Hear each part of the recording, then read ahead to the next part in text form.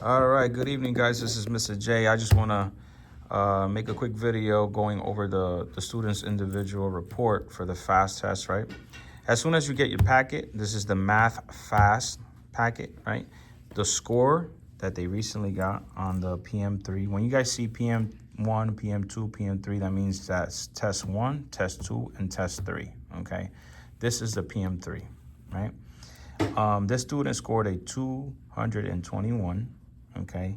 On the bottom here, you see that Florida, Hernando, and Explorer K8's average score. So this student scored above average, right, for every section here. So Florida, this is the Florida State, Hernando County, and this school. So that's the average score, and the student scored above average. Now, if you look at the levels could give you the definition of each level, okay, where if a student is on grade, below grade, well below grade, if they're proficient, exemplary, okay. So if they mastered it, they'll be a level 5. A level 4 is above average, right? They're getting it, they're good. On grade is they meet every standard and they understand it. Below grade, obviously, there's some misunderstanding of the concepts of the standards. And level 1 means that you're well below grade level and you probably need some type of help, extensive help, tutoring to get you up to level, okay? So if we turn the page, these are the categories that they were tested on. See if I can get it to focus. And these little graphs here show you if you're above standard, near the standard, okay? And this is another category that they were tested on, geometric reasoning and data. Again, that's the graph. Now, I like this here because it kind of explains a bit more of what gains you see. So us as teachers, we're looking at this graph, right? This is your PM1 score, which was 193. PM2 was 205. PM3 was 221. And it tells you the levels on the side. Now, as a teacher, I want to see this trajectory going up, okay?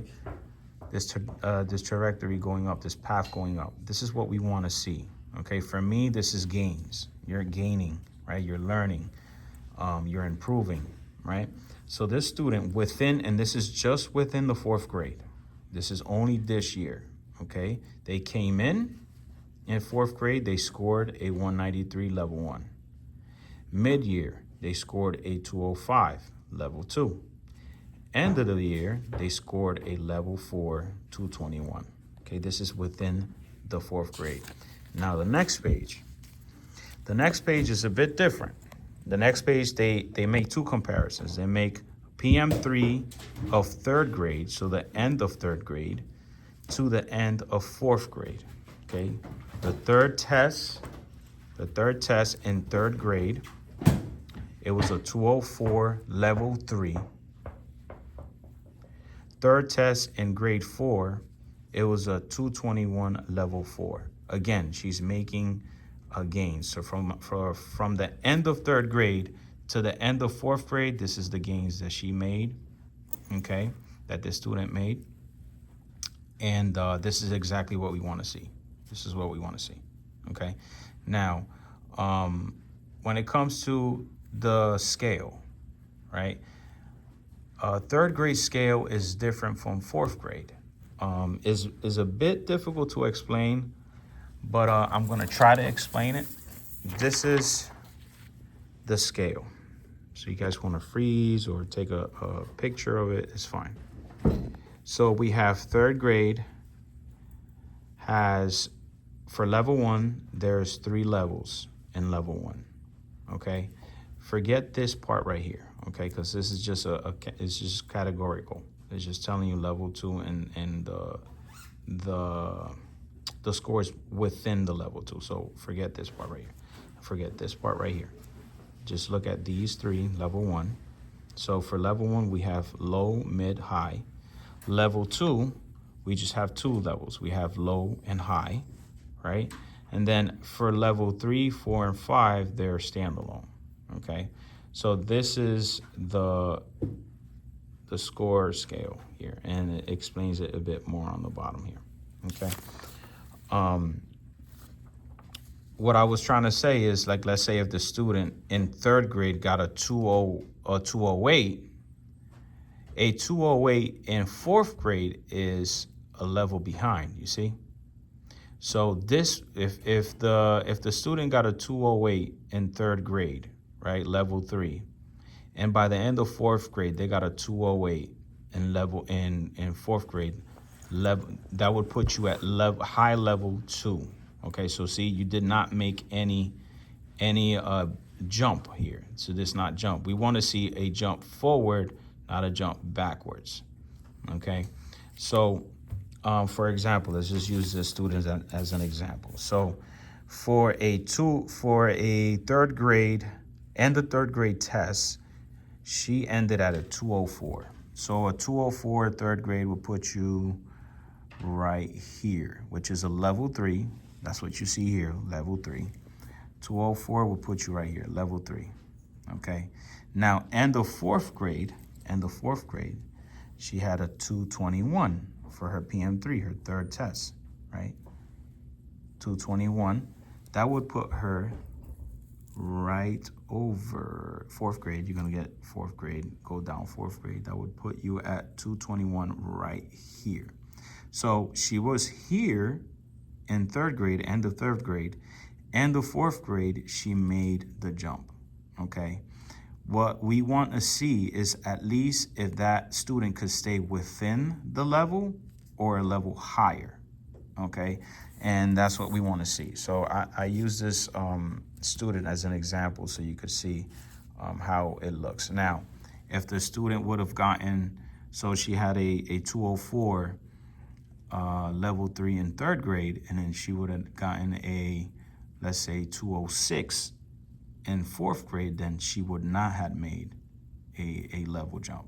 Okay, so I know it's very confusing, and I apologize for that, but that's how the state scores it. Now, I like this page here because this page is pretty much telling you what questions, okay, they received, right? What benchmarks to the question, but benchmark keys, the standards, what benchmarks, so they go into detail of what each question was about, okay, and what standard it tied with that question. So for example, here, she got the first 1, 2, 3, 4, 5 questions. So it'll be question 5, 9, 12, 14, 16. She got those questions correct, okay? That means that she understood these benchmarks. She understood these standards. She kind of gained knowledge on that. Now, if you look here, question number 21, 24, and 28, she did not get them correct. That means that she might need more work in this benchmark, okay? More work with these standards, all right? So that's what, and I like this page because this page, see, for me, I'm going to teach 4th grade again next year. So the students coming in from 3rd grade, I'm going to print their 3rd grade fast math, okay, the end of their 3rd grade. And I could see, okay, I know this student needs help here because when it came to answering those questions, they did not answer them correctly. Okay, so I could use that information to teach them in the next grade, which is grade 4. But that's pretty much it. If you guys don't understand what I just spoke about in the report, I'm more than welcome to sit down and with you guys and go over it. But I'm overall, I'm very, very happy, very happy with the results. And so, for example, I had 39 students. I had 39 students out of 49. 39 out of 49 had gains within the 4th grade. So that means that, for example, they came in at 175, and at the end of 4th grade, they were at 180, 185, 190. They made gains, right? So they went up in points. 17 out of 49 made bucket jumps, okay?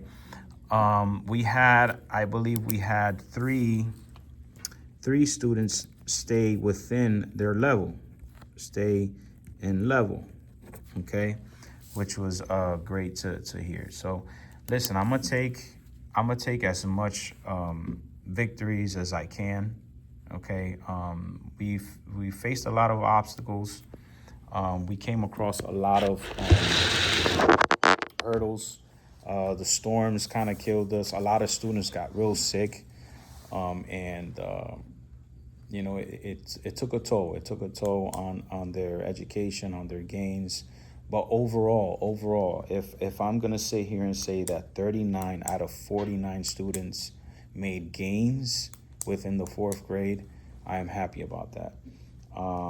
17 students made bucket jumps, okay, and that's not counting 3 students that are still missing from tests.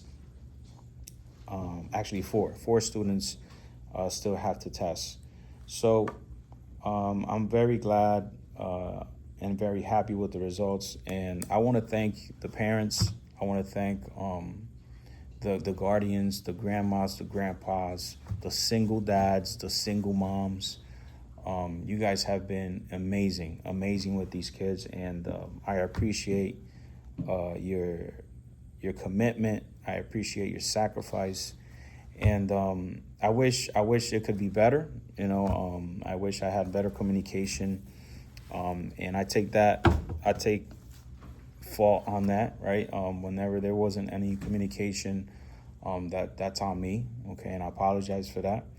And if I ever dropped the ball on something, or I never answered back, or I didn't follow up, I apologize for that. I am getting better, right? This is my 2nd year as a teacher, and 3rd is going to be even better.